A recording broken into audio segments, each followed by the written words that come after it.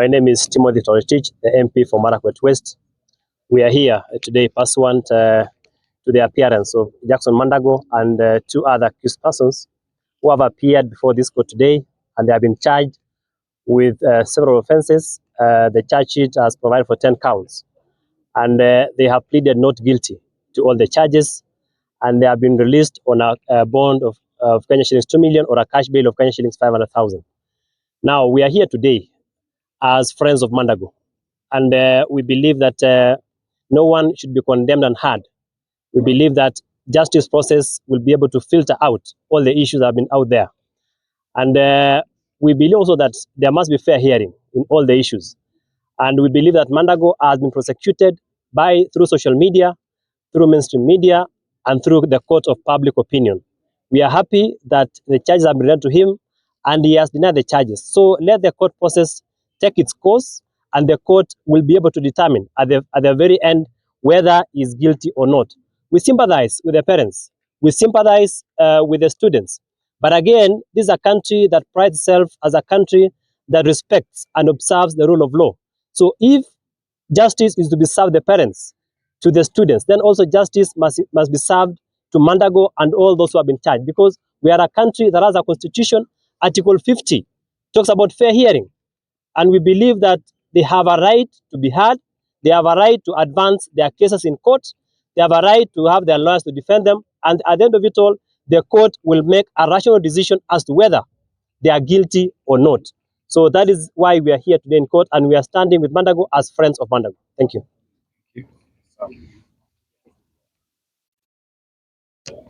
Thank you so much. Of course, like my colleague MP for Marakwet West, Wakili Timothy, has said, today we've just come here in support and in solidarity with, of course, my name is Honorable Ruto Julius, MP for Geses. As I've said, we have come here in solidarity with our Senator, Jackson Mandago, of course, and the two other accused who are here in the court today. And as the court has read out the charges, it's now very clear that Mandago and his colleagues have been charged, and that as abiding law citizens of Kenya, we are going to await on the court process to proceed. As a politician and as a leader, I also want to sympathize with the victims, those who have been affected in this process. But nonetheless, to say, as we call out on justice to be served on them, likewise to be served on the accused, mine is to call out on the political interference with this process. At no place as politics has ever solved the problem.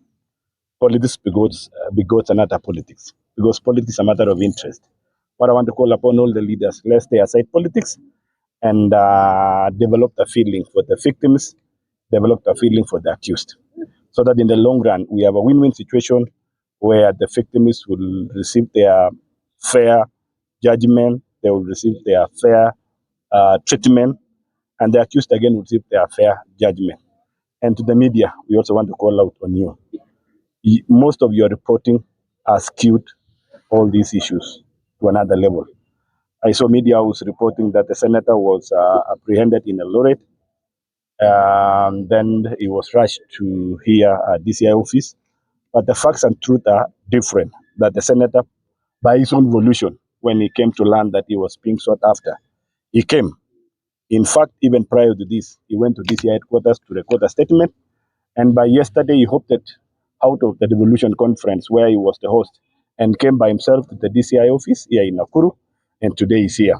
So I want to ask the media, please also let's be concerned that we report facts that Kenyans will be able to follow up the truth and make the right judgment, so that we don't increase the political opinions from the public point of view, that we are going to render judgment that is far away from the facts and it will deny justice to the affected. So I want to say thank you so much, and to ask politics is here to come. Let us focus on development now as a region where we come from and as all country Kenya. Ours now is to look at the development for our people, those who gave us the mandate to serve them. The time for politics will come. Be it succession politics, be it what nature of politics to come. Let it come at its own time. For now, let us support the president and the deputy president to achieve the agenda and the plan that they have given for Kenyans, especially us that we come from Kenya Kwanza. We have a sole mandate and duty to support our president and to deliver on the mandate of our people. But when we begin now to meddle around about succession politics and so, you realize that we are going to lose the target. Thank you so much. Okay, thank you very much. My name's David Kiplagat, aka DK, MB for Soy constituency, where also the senator comes from.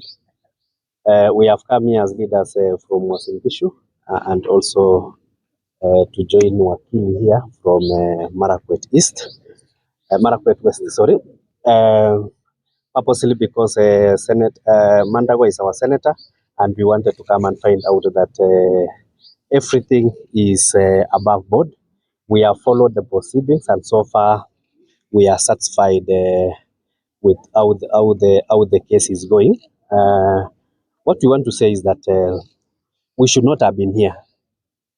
Had we been leaders who could have listened and sat down and solved the issue, we believe that as leaders from Uasin Gishu, the program was purely managed from the county government of Uasin Gishu, and it behoved the county government of Uasin Gishu to have settled the issue, say that in case of any misappropriation, then the parents who are the victims should have been removed out of this equation. But because some people wanted to score political scores, we ended up stepping on the victims, and it's unfortunate that we are now here. And given that we are here, then we let the proceedings go. We only hope that they will be fair, they will be accountable, and they will be transparent to make sure that at the end of the day,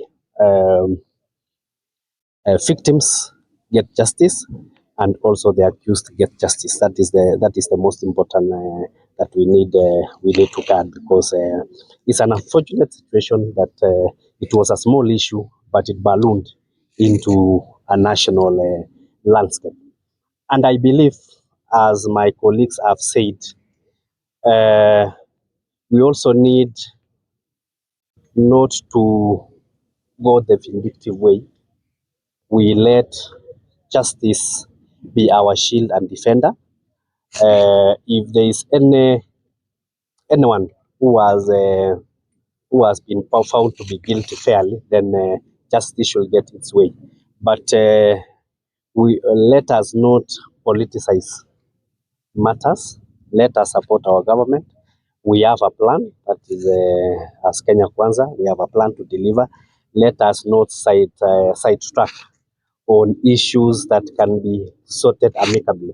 And I believe if we are men and women as leaders of Uasin Gishu, these are issues soberly that can be sorted. So there's still room to, as the president has said, to make sure that at least the victims are taken care of, and also not to use the matter to settle political scores if there are any. So to the media, we urge you to fairly report on the case. I know there might be temptation here and there to balloon or to make capital out of it, but let the case the way I have seen it inside there. I think the case is being handled fairly. I have seen hearing from both sides. I think each one wants to get the truth, but the only unfortunate case is that we are victims, and also we have the accused, whom